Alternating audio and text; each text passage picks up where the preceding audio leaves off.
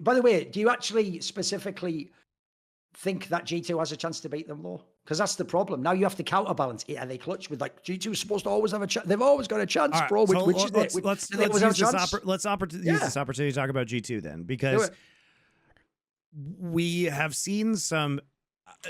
I'm gonna start by throwing some water on the hype around G2, which was that a lot of people were saying like, "Ooh, they came so close to beating Hanwha Life." Like, wow, wow. Guys, Hanwha threw that game incredibly hard. They literally unnecessarily tower dove in the top side in a game where they were shitting on G2, and then through the game. And then not only that, but it took them getting, G2 had to get 3 Barons in the row, including after the Hanwha throw on top side. And they still lost. And Yike had to pull off a fucking miracle steal, which, by the way, was a huge misplay from Hanwha again, which I heard, Thorin, people were saying, oh, Peanut said that they didn't see Yike coming. They thought he was bot side. I then looked at the VOD, Thorin, and I saw that they had hawk-shotted Yike with Ashe while he was running to pit. And then they put a pink ward behind the pit, and so they saw him walking. And I was like, Peanut's just fucking lying, guys. And I told people, I told my chat, I was like, guys, you can't just believe what pro players say. Like, look, he knew where Yike was. I don't know how to say this. He knew Lilia was coming. If he didn't know, like, he doesn't have eyes or nobody on his team was saying anything. Peanut in his politician era already, just lying in press conferences. All right, go for that, I guess, mate. Fact check your life. I mean, if he's telling the truth, you guys pick which one it is. Either he was lying or he's telling the truth, in which case you should be like, Hanwha, what the fuck is wrong with you? That is horrible, because you literally saw this guy twice and nobody said or did anything. But, you know, they get the... Andy still didn't win after that. Mate, you have to take 3 Barons. You still don't win the game. 2 of those Barons you didn't deserve. No. 2 of those Barons, at minimum, you didn't deserve. But Hanwha could have closed that out reasonably quickly, and then they just kind of leaned on Zeka getting a bazillion stacks and like Dragon Soul and everything like that. So I think Hanwha is a much better team. So that's my hype eliminator right there for G2. And now I'm gonna go ahead and build them up a little bit, because we also did see some really good stuff from them. And they still have that same magic that we really enjoy from G2. Let me find the game where Broken Blade was. I mean, the way they played against Weibo. The way they played against Weibo was awesome. Like, yeah, they fought really well, yeah. I really liked the Galio pick in this situation, and Broken Blade's getting like solo kills on Breathe. Caps is on Orianna, one of his all-time staples. Hans on Kalista, one of his all-time staples. You know, they're figuring out how to use the Nocturne. They're using it super effectively. They're engaging, you know, with Nocturnal, with Galio ult onto the back lines. I think this is a good game from G2. And even though there were some mistakes made by other people, Broken Blade had a massive game, like really good. And so you got to see some unique picks. And like, I appreciated what G2 was doing in this game. I think they had a savvy draft, which we know they can do. The meta feels a whole lot better for them, obviously. Caps is still a great Trist player. Caps is now, you know, he can carve it up there with Yone as well. So I think G2, even though people were overrating that game that they played against Hanwha, the takeaway from the Hanwha game, Thorin, is that unlike other Western teams, when there is a throw, they can actually catch it, right? Yes. And sure, should Yike have gotten that Baron steal? No. Is it good that he at least fucking tried? Yes. Like, G2 is a team that will always be looking for angles, always be trying to find these angles, and they're really good at finding them. So they're an excellent team at playing from behind. Broken Blade's having a great tournament. They can beat T1. I think they could do it. You know, when it comes to a lot of the mistakes that we see teams making against T1, like, I don't think G2 will make a lot of those same mistakes. BLG was uncharacteristically bad. So T1's path, you know, hasn't been the toughest. They lost to Top Esports, and then they beat Pain Gaming, and then they beat a kind of weakened BLG. So G2 has had will have a couple days to think about this, to prep their level 1s, their drafts. T1, I think, is much more limited in their drafts than G2 is. They can Which, by attack the way, is also, it's funny. It feels like we're back in 2019, Monty. Isn't it dope to actually have a Western team that can have the draft edge over a fucking Asian team? That didn't exist for like 10 years, guys. Like, it's actually sick where like we're the ones who can do, like, we can do it the fucking flex. We can do the pick you can't do. That's a power pick. Like, that's fucking dope. By the way, though, that's why the BLG game is the ultimate hype builder for T1, because they've proved they could play out with an inferior comp. Let's just fucking have it, because the best thing is, remember, it's going to be best of 3 this series, Monty. Now I'm fucking engaged. Now I want to see this game. Because I'll tell you what, if you go to that Weibo game, Monty, there's a bunch of times where I could pause the fight when it's just being engaged, and you would swear Weibo's going to win the fight. That they've got like the initial taunt, or they've locked and bro, the way that like G2 carved them up, got the carries, pushed people off, it was beautiful. It was a sick game. It was actually a really fun game to watch too. It was a really fun game. And, you know, I also am really excited about this matchup because I was just watching it the whole time going, yeah, you should have seen what I almost did against BLG in scrims. You know, we got to see this matchup, you know, at MSI twice. And sure, the lower bracket run was 3-0, you know, to T1. But the upper bracket one, G2 almost won. So we've seen that G2 can actually compete with T1 this year.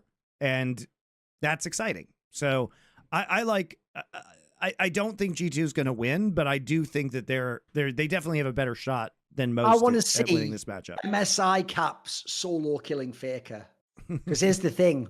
Ooh, that's fucking spicy. First of all, some go-on-go Caps action. is the better player right now. Caps is better than Faker at this event. That's just true. That's the best part, the seethe of the T1 fans when Caps kills him. Oh, it's beautiful. Love it. Love that shit. Love it. Because remember, that's not some bullshit like the LPL. Like, we are beating LCK. You got like fucking rookie mid lane dickhead. He's from the LCK. Or like NA, like, yeah, check us out, boys. We're beating IG with Car JJ, world champion from LCK. This is all Europeans, motherfucker. Caps. He grew up in Denmark eating a shitty hot dog going, all right, go. This Swedish people can't understand me when I speak Swedish because I have a fucked up accent. And then he became good enough to go head to head with your God. Remember, this is why I'm going to use your tactics against you guys, your own narratives, because I don't think Faker is actually on the elite level anymore. And I actually think in his team, he doesn't even play that role. He's like a captain. He's a fucking general at this point in time. He's not there to actually be like the swordsman or the duelist, the guy who defeats you with his hands and fucking destroys you. He's not Neo in the Matrix. But in this analogy, like, you guys still hype him as that. So I'll tell you what, when Caps comes along and actually beats him 1v1, what you can do then? It's going to get real fucking quiet, I'll tell you right now. And also, if G2 does send T1 to that 2-2 game, ooh, because I've always thought, Monty, the problem with T1 is they're also very rarely actually on elimination point in series. You notice that? Like, they often do just like beat you in 3-4 games or 2-0, whatever. Let's see. Let's put them in a game at the end. Because here's the obvious angle. If you're a real piece of shit, here's what you really want, Monty. You want the 2-2 game to be T1 D+.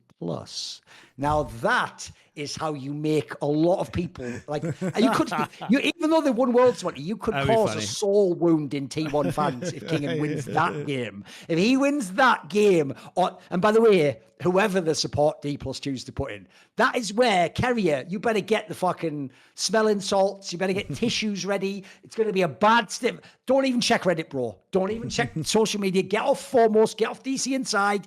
I want you to stay alive, healthy, and mentally focused on your future, because you still got one. But that's the game I want. That's the haters parade. I want G2 beats T1 into T1 plays D+. There's my I'll even give the EU fans some copium, which is that had the quarterfinal of MSI been a best of 3, G2 would have won. That's true. That is true. So there you go. I'm trying to gas up those EU fans.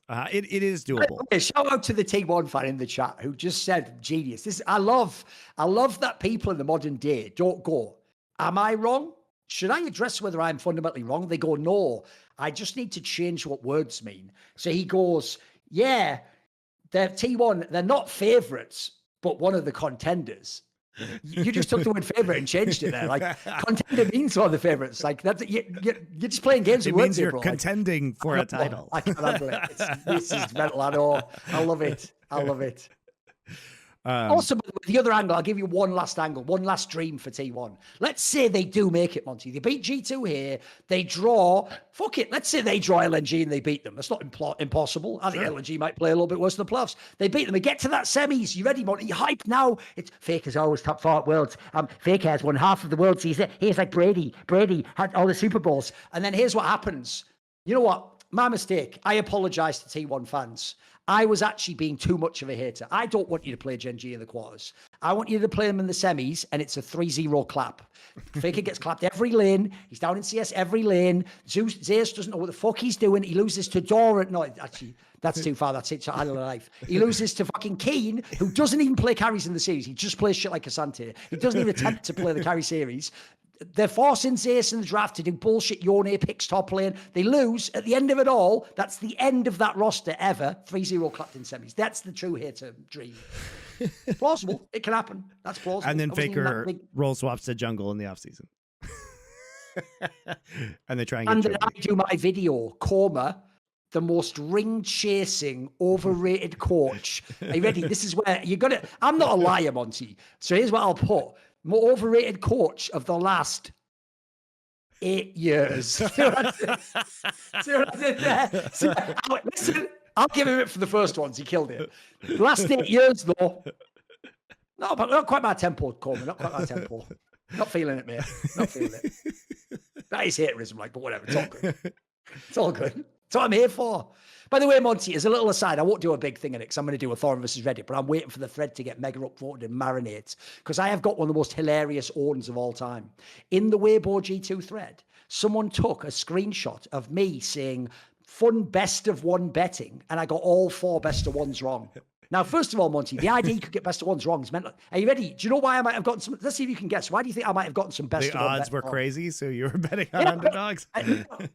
Monty, everyone intentionally ignores that and says I was doing predictions and that this proves I'm wrong. So here's the maddest one. They actually say for real, he took Fnatic to win that game. They had 4-1 odds, Monty. And if you watch that game, I'll take that again tomorrow. If you had that game again tomorrow, I'll take it again immediately. So what's funny is I'm going to wait, but this is what's mad. For me to be totally wrong and know nothing, people have to pretend bets are predictions. I love it. I love it. That's the level of cultural impact. To see more cool, funny, interesting clips based on topics from my content, well, subscribe to this channel then, or, be a pleb and don't.